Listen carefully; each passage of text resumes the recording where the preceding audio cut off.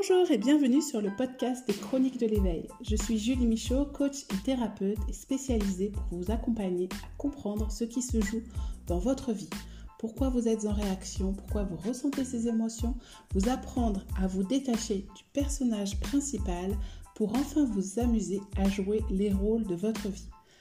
Découvrez mes prestations sur le site www.juliemichaud.com ou plus de contenu gratuit sur l'éveil sur la page des réseaux sociaux Les Chroniques de l'éveil. N'hésitez pas à me faire des retours sur les différents épisodes ou à venir me parler en direct en message privé. Bon épisode! Bonjour à toutes et à tous. Dans l'épisode précédent, je vous partageais cette idée, cette énergie, cette envie de débuter cette année en étant plutôt dans quelque chose de doux, dans une énergie d'introspection, d'aller observer à l'intérieur de nous et de s'aider éventuellement de cartes de tarot, d'oracle, de faire du journaling, de trouver la méthode qui vous correspond pour rentrer en introspection, c'est-à-dire pour aller explorer ce que vous avez envie de vivre cette année ou envie de vivre tout simplement aujourd'hui, demain, dans 5 ans, dans 10 ans. C'est quelque chose qui nous oblige à nous connaître et à nous comprendre. Et je voulais vous parler de ça aujourd'hui parce que quand on commence cette phase de découverte de soi, eh bien, il est important de faire la différence entre le côté de l'analyse de qui l'on est, de nos relations, du jeu des autres aussi avec nous-mêmes. Et donc, cette analyse, elle implique un jugement. Elle implique une rigueur. Elle implique un manque de souplesse, j'ai envie de dire, qui fait qu'on va toujours vouloir démontrer que l'on a raison. On va chercher qui a tort ou qui a raison. On va vouloir montrer que nous, on est quelqu'un de bien par rapport à d'autres personnes. Et là où ça devient problématique, c'est que on a cette sensation de vouloir s'éveiller, donc de changement, de vouloir montrer qu'on n'est plus la même personne, qu'on ne veut plus subir les mêmes choses. Mais c'est là où je veux vous alerter, attention à la façon selon laquelle vous allez aborder les choses. Quelle va être votre réaction? Est-ce que justement vous allez être en réaction et donc vous allez avoir un comportement qui va impliquer peut-être de la colère, de vouloir démontrer quelque chose, de vouloir prouver que vous êtes mieux, plus dans la vérité, plus dans la justice que d'autres personnes? Est-ce qu'au contraire, vous allez avoir cette impression que de chercher à comprendre qui vous êtes, ça vous demande de l'effort et donc vous allez faire autre chose, vous allez trouver des excuses pour ne pas y aller parce que vous avez l'impression que c'est quelque chose de contraignant, de douloureux, qui demande de l'effort et ça vous fait peur, donc vous allez avoir tendance à le fuir. Est-ce que vous allez le faire pour faire plaisir à des proches qui vous disent « ça ne peut pas continuer comme ça, il faut que tu te fasses aider, il faut que tu changes de comportement, il faut que tu vois les choses autrement ». Et donc, vous vous mettez dans la posture de faire plaisir aux autres, mais vous n'allez pas aller vraiment conscientiser et aller observer ce qui se joue à l'intérieur de vous. Ou alors au contraire, est-ce que vous êtes totalement tétanisé par l'idée de devoir aller voir ce qui se passe à l'intérieur de vous, par la peur de revivre des sensations et des émotions que vous avez pu vivre avant, qui vous font peur, et vous allez avoir tendance à avoir honte de ce que vous êtes, vous allez avoir tendance à culpabiliser pour ce que vous avez fait ou ce que vous auriez dû faire, et vous allez refaire l'histoire un petit peu cachée sous votre couette, ou en vous isolant, en évitant les confrontations, les conversations avec des personnes qui pourraient venir vous poser des questions sur comment vous allez, comment ça se passe dans vos projets actuellement, etc. En fait, si je vous parle de ça, c'est pour vous rappeler que dans toutes les situations de vie, tous les changements de vie, et y compris dans notre éveil, nous avons besoin d'observer comment nous vivons cette expérience, comment notre système interne de survie, notre subconscient, notre système nerveux vont réagir par rapport à ce qu'on est en train de vivre, par rapport à la décision qu'on a prise, puisque, je vous le rappelle, lui, il est là pour nous maintenir en vie. Donc, il va constamment nous mettre dans un programme de survie. Et c'est ça, quand on va être dans un état dominant de colère, de rébellion, de vouloir prouver quelque chose, d'être dans une psychologie du mérite, d'être à vouloir faire plaisir à tout le monde, à s'oublier ou à faire ce que l'on attend de nous, eh bien dans tous ces cas-là, on est en survie et on n'est pas nous-mêmes. On est coupé vraiment de notre lien à nous-mêmes et donc de notre lien aux autres. Et quand on s'éveille, quand on fait du développement personnel, que l'on travaille sur soi, vous savez que j'aime pas cette expression, mais c'est celle qui est la plus communément employée, eh bien, on peut ressentir tout un tas d'émotions selon la perception avec laquelle on va aborder cette expérience. C'est pour ça que j'aime pas l'expression travailler sur soi et que je vous propose plutôt d'aller explorer ce que vous êtes pour que vous voyez ça comme une rencontre, comme une découverte, comme quelqu'un qui part pour découvrir une nouvelle terre, une nouvelle île, un nouveau pays, une nouvelle culture. C'est-à-dire que dans ces cas-là, vous avez tous vos sens qui sont ouverts, vous êtes vraiment en conscience de ce qui se joue, de ce que vous vivez, et vous êtes pleinement dans ce qui est, donc dans l'accueil et dans la confiance de vous dire que quoi qu'il arrive, peu importe qui vous allez rencontrer, peu importe ce qui va se présenter comme événement, comme situation sur votre chemin, vous avez les outils, vous avez les ressources, vous avez la conscience pour pouvoir l'aborder, le vivre, vous laisser traverser, même si c'est inconfortable, même si c'est désagréable. C'est-à-dire que, contrairement à ce que beaucoup de gens croient, quand on est quelqu'un qui est connecté à sa spiritualité, à sa foi, à lui-même, eh bien, on est connecté aux autres et on n'est pas connecté à un monde qui est complètement perché. Alors oui, il y a des gens qui vont se réfugier dans la spiritualité, la méditation, le sport, l'isolement, pour fuir quelque chose qui se passe dans leur vie. Mais dans ces cas-là, on est encore dans une situation de réaction, donc de survie. On n'est pas dans la vie. Ce qui fait qu'on va être complètement aligné avec ce que l'on pense, ce que l'on dit, ce que l'on fait et ce que l'on incarne, c'est qu'on aura bien les pieds sur terre, mais aussi l'esprit connecté à notre intuition. Et donc, la perception, elle est assez importante, la subtilité est importante parce que parfois, quand on est dans cette démarche de métamorphose, eh bien, on peut ressentir de la colère, d'avoir subi certaines choses, de nous être comportés d'une certaine manière. On peut avoir de la colère envers nous-mêmes, on peut avoir de la colère envers les autres, et on peut créer un espèce de personnage de ce que nous pensions être avant, qui ne correspond pas à la réalité. J'en avais parlé dans un épisode précédent, où en enregistrant l'épisode du podcast, je me suis rendu compte qu'à force de chercher qui j'étais et de comparer celle que je devenais avec celle que j'étais, j'avais l'impression d'avoir créé une espèce d'avatar, un peu un monstre caricatural de mes défauts, mes traits de caractère, mes insécurités. Et qu'en fait, ce n'était pas du tout la réalité, mais c'était ce que mon mental me racontait, parce que c'était difficile pour lui de prendre conscience que je changeais dans mes valeurs, dans ce que j'incarnais, dans ce que je voulais vivre, dans ma façon de concevoir les choses, et que pour se rassurer, il avait besoin de croire que je correspondais à un certain profil, que je jouais un certain rôle, et donc le cerveau est toujours là pour dramatiser, pour chercher la moindre petite preuve, et en fait, on a le choix de mettre le focus sur cette perception de nous-mêmes, ou alors de se dire non, je n'étais pas ça, et aussi de prendre le temps de voir toutes les fois où on n'était pas ce personnage, où on était capable, où on était digne d'être aimé, où on a vécu des bons moments, de belles relations, du partage, où on a réussi à apprendre de nouvelles choses, à changer de métier, à devenir parent, à vivre une rupture ou à s'engager dans un couple, à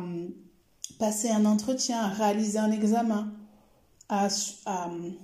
survivre, j'ai envie de dire, peut-être à une maladie, à un accident, donc à développer de nouvelles compétences physiques, émotionnelles ou de nouvelles aptitudes pour faire des choses parce qu'on a vécu des choses dans notre vie qui nous ont amputé d'un de nos membres, d'un de nos sens, d'une capacité pour faire quelque chose, peu importe. En fait, l'idée, c'est de ne pas passer notre vie à analyser ce qu'il y a dans le rétroviseur, mais plutôt à aller voir dans les angles morts ce qui se passe et qui crée notre présent et nos ressentis, nos réactions d'aujourd'hui. Mais moi, j'aime bien l'idée de partir d'un ressenti présent, donc de vous dire, tiens, en ce moment, voilà comment je me sens. Ce ressenti physique me rappelle qu'à chaque fois que je suis dans telle situation, je me raconte telle histoire, je ressens ça, je pense ça de moi, je pense ça des autres, je pense ça du monde, je suis dans tel état. Et donc, éventuellement, je fais le lien avec quelque chose qui m'est arrivé dans le passé ou simplement avec un ressenti dans une situation. Par exemple, je ressens que quand j'ai ce ressenti physique qui me noue la gorge, me serre le ventre, me donne des palpitations, eh bien, c'est que je me sens déçue de moi-même, honteuse, pas capable, pas utile, pas digne d'être aimée, ou que j'ai peur d'être rejetée ou abandonnée. Et ça me rappelle quand j'étais petite fille, petit garçon, qu'il m'arrivait de ressentir la même chose. Et vous n'allez peut-être pas vous souvenir exactement de la situation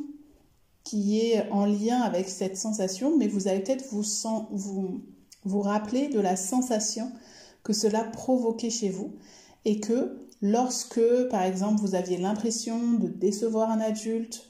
ou que vous aviez l'impression qu'on ne faisait pas attention à vous ou que vous étiez seul et que personne ne se préoccupait de savoir comment vous alliez, eh bien, vous aviez ces ressentis physiques et donc vous vous racontiez à l'époque que vous étiez insignifiant, vous étiez invisible, vous n'étiez pas intéressante ou pas digne d'être aimée ou que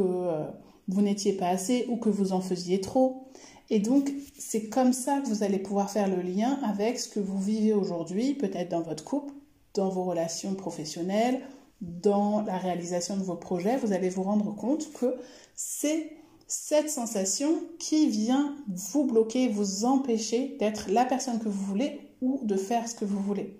Donc, quand on est dans cette démarche de vision, de se projeter, il est important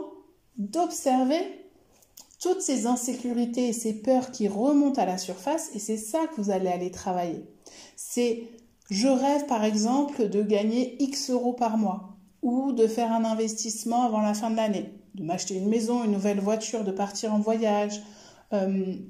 ou d'acheter quelque chose pour préparer ma retraite pour que ça soit un investissement qui apporte à ma famille ou qui m'apporte une sécurité financière, mais je me fais mon petit tableau de vision où je m'écris tel objectif sur ma feuille, mais quand j'écris ça, il y a une partie de moi qui n'y croit pas,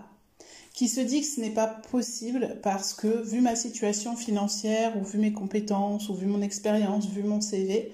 ou vu les résultats que j'ai en ce moment avec mon entreprise, eh bien je me rends compte que ça va être très difficile de trouver cet argent et donc il y a une partie de moi qui l'écrit, qui le pense, mais qui s'interdit de le rêver, de ressentir ce que je peux réellement vivre si j'ai ce résultat dans ma vie. Et c'est en cela que d'aller explorer ces insécurités, ces objectifs de survie, eh bien ça va nous aider à contrer ces peurs, cette sensation de s'auto-saboter, cette sensation de ne pas oser y aller, cette procrastination, ou alors cette colère qu'on peut avoir envers d'autres personnes, ça peut être le gouvernement, ça peut être la société, ça peut être nos clients, ça peut être notre partenaire, ça peut être notre famille. On va avoir tendance à rejeter sur l'extérieur la raison qui fait qu'on n'arrive pas à obtenir ce que l'on veut. Et donc, quand on veut visualiser ce qu'on veut vivre dans notre vie, dans notre année ou sur plusieurs années, eh bien, il est important d'être intégré, honnête avec soi-même. Donc, de se poser en se disant, qu'est-ce que j'ai vraiment envie de ressentir? Qu'est-ce que j'ai envie de vivre sans me mettre de limites? Je l'écris, je le ressens, mais maintenant que je l'ai mis sur le papier, comment je vis cette visualisation, cette manifestation, est-ce que c'est confortable? Est-ce qu'il y a une partie de moi qui n'y croit pas du tout? Et donc, je vais aller explorer ce que ça provoque en moi quand j'imagine que j'ai beaucoup d'argent, ou quand j'imagine que je suis heureuse en couple, ou quand j'imagine que j'ai enfin l'enfant que je rêve d'avoir, ou quand j'imagine que j'arrive enfin à quitter cet homme qui m'a fait vivre l'enfer toutes ces années, ou cette entreprise dans laquelle je suis mal considérée, ou j'ai des conditions de travail qui sont compliquées, ou alors je me fais harceler. Si il y a une partie de moi qui bloque, qui ne veut pas s'autoriser, même si elle sait très bien que ce serait mieux pour moi, eh bien c'est là qu'il est important d'aller voir un thérapeute, d'aller voir un coach si vous n'arrivez pas à mener cette introspection seule avec vous-même. De la même façon, si vous ressentez que lorsque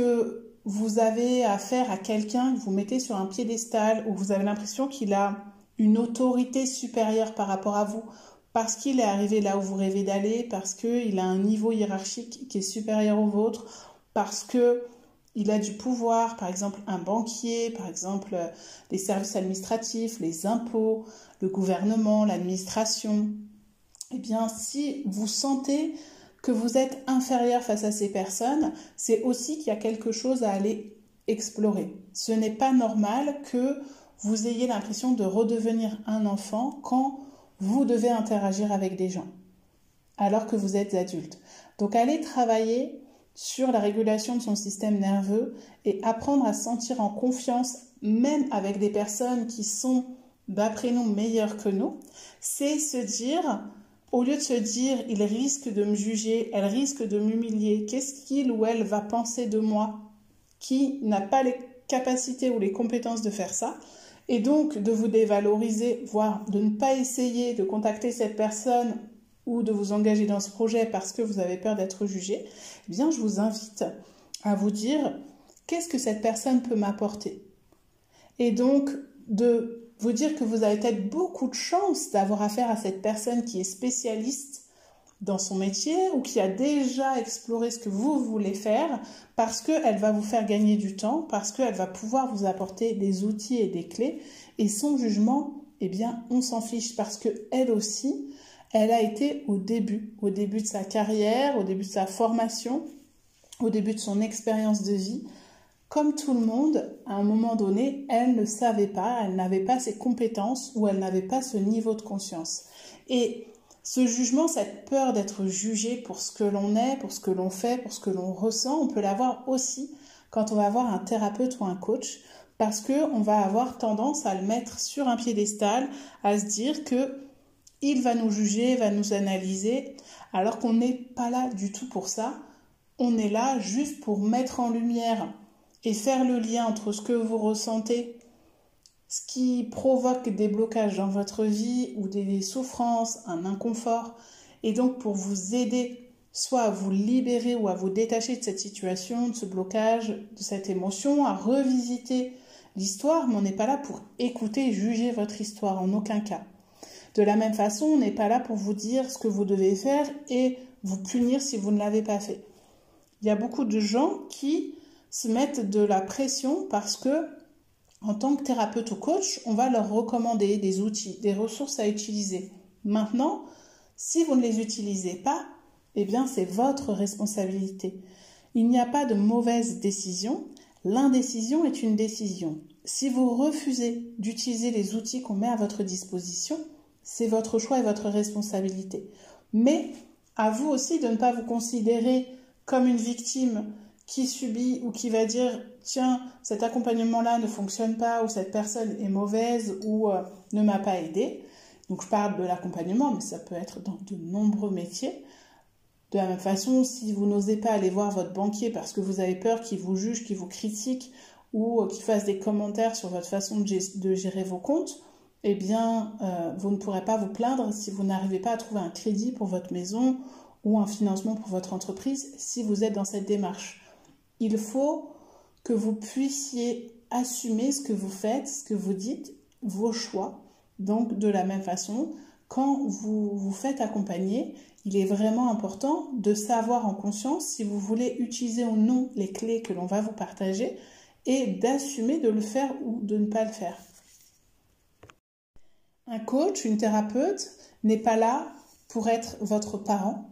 n'est pas là pour être votre enfant, n'est pas là pour être votre juge. On est juste là pour vous accompagner, pour vous tenir la main de temps en temps quand vous tombez et vous aider à vous relever, pour vous éclairer le chemin, pour vous donner des astuces, des conseils pour faciliter votre vie, votre introspection ou votre cheminement personnel. Et on n'est pas là pour vous aimer ou pas vous aimer. Nous sommes forcément touchés parce que nous travaillons avec de l'humain et donc nous sommes touchés par votre vulnérabilité, votre sensibilité, votre confiance de déposer chez nous ce que vous ressentez, ce que vous vivez, mais nous ne sommes pas là pour vous apprécier plus ou moins en fonction de ce que vous allez dire. Et en fait, ce qui est très important dans cette démarche de connaissance et de compréhension de soi, c'est que vous allez vous rendre compte aussi que finalement, ce qui est important, c'est ce que vous pensez de vous-même et vous n'allez plus chercher à être aimé par les autres. C'est-à-dire que oui, si vous êtes apprécié par les autres, ça va vous faire plaisir, mais vous n'aurez plus besoin de cette gratification pour vous sentir digne d'être aimé, pour vous dire que vous avez de la valeur, pour vous dire que vous êtes utile, important et que vous avez cette place sur cette terre. Non, votre place, vous l'avez. C'est pour ça que j'ai créé cet atelier « Prends ta place » qui vous invite justement à observer les moments où vous allez vous mettre dans une posture d'enfant, d'adolescent ou d'adulte face à vos proches ou face à d'autres personnes, qui va vous faire comprendre qu'il est temps de laisser certaines choses, certaines valeurs que vous continuez à transmettre alors qu'elles ne vous appartiennent pas, qui vont vous faire réagir alors que vous n'êtes pas forcément en accord avec, mais que l'on vous a partagé et répété tout au long de votre vie. Donc, si vous avez envie de prendre votre envol, de vivre ce changement, c'est-à-dire d'apprendre à vous connaître et à vous détacher de ce que pensent les autres, vous avez cette solution donc de l'atelier en autonomie qui est une masterclass, une vidéo enregistrée avec un e-book qui vous permet en support de répondre à de nombreuses questions, des questions d'introspection. Et ensuite, vous avez des méditations à écouter de déprogrammation, reprogrammation, justement sur la peur du jugement, la confiance, sur les frustrations que les parents peuvent vous faire payer, entre guillemets, parce qu'ils avaient prévu un chemin pour vous et que vous n'avez pas réussi à le suivre. Donc, vous avez cet atelier en autonomie si vous aimez vous éveiller en autonomie, mais vous avez aussi les séances ponctuelles d'accompagnement en thérapie coaching à Carpentras ou à distance, qui sont des séances classiques dans lesquelles on va aller voir ce que vous êtes en train de traverser, votre problématique, et essayer de faire le lien avec ce qui a pu vous arriver ou ce que vous pouvez porter pour vous aider à vous en délivrer, à vous en libérer pour pouvoir vivre enfin votre vie en suivant votre chemin. Et il y a aussi l'accompagnement Je suis quelqu'un qui est un accompagnement sur plusieurs semaines, voire plusieurs mois, avec 9 séances de coaching, l'atelier Prends ta place, votre thème natal, on va explorer aussi votre psychogénéalogie, donc votre histoire familiale, même si vous n'avez pas trop d'infos, on peut aller voir un petit peu les répétitions qu'il peut y avoir dans votre famille, des loyautés, des fidélités que vous continuez à répéter parce que vous les portez de vos ancêtres ou de vos parents. Et puis nous allons, c'est un accompagnement personnalisé et individuel, donc nous nous adaptons à chaque fois à ce que vous êtes en train de vivre en ce moment pour aller comprendre ce qui se joue en vous, pour vous apprendre à réguler votre système nerveux, donc à vivre avec plus de confiance,